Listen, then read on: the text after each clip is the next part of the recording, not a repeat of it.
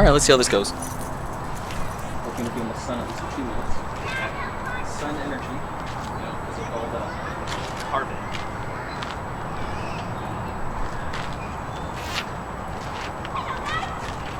As you can see, we're back and there's been some improvements. Definitely changing clothes.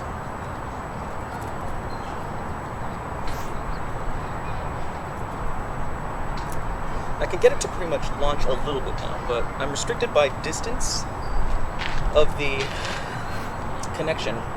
Because as soon as I make this chain longer, even if it's only by a foot, I lose significant amounts of, we'll say, fidelity, control, power. Now, being able to like pull in and then shoot forward and release, that's still something that is quite a challenge. But as you can see with this new and improved double chain from Walmart, we're getting somewhere. I'm hoping the sound's getting picked up on this. I also don't want to break this, so just put it together.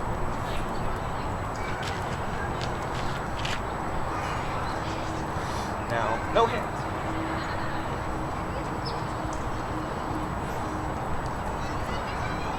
As I'm getting better without having to look at it. I don't know why, but currently, I believe I have a baseline program where I can keep it kind of in motion or doing like a basic swing when I'm not paying attention. So in essence, my subconscious is basically doing it for me, and my conscious mind is kind of elsewhere. But I don't have nearly the same kind of finesse.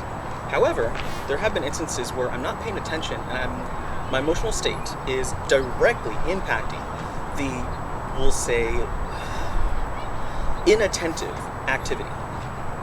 Because there'll be instances in which I'll get like a happy thought, and all of a sudden it'll do like a, like a little flourish, something where it'll kick up. And as much as I hate to say this, the tail, it's like an appendage.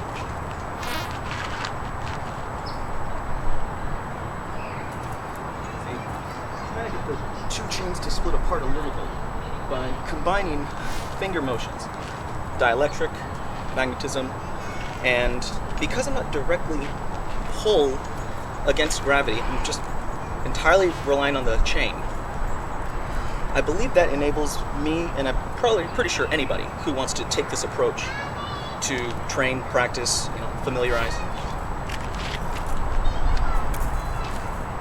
to bypass a lot of the difficulty in what I've seen a lot of people do on TikTok and surprisingly enough YouTube. Because it is a genuine strain when you attempt to affect anything, especially when it's a new material, because that does in fact matter now.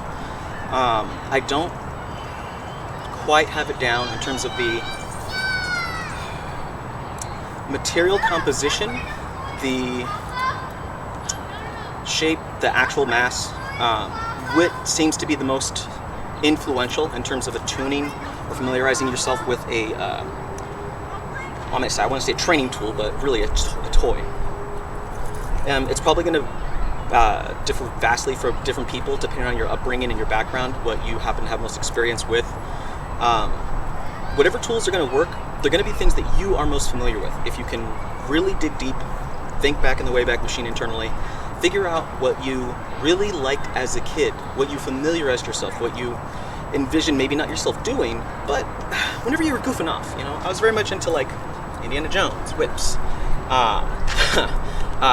Castlevania, chain whip, and oh man, I can't wait till I can just a buster cannon, just Mega Man straight up, just. But I can throw energy. I just can't really knock anything down yet. But I can definitely and feel it leave my hand, transit a distance, and then, depending on the distance of the object and the object, either land in the object, or it becomes my central focus, and it's just kind of like a visualizing my conscious aspect of it, but not how it's being done in terms of the actual force being applied. And that could be one of my actual hindrances, just the perspective that I have going in with everything. Or, I don't know, it's not too much time has passed, and yet so much has vastly changed.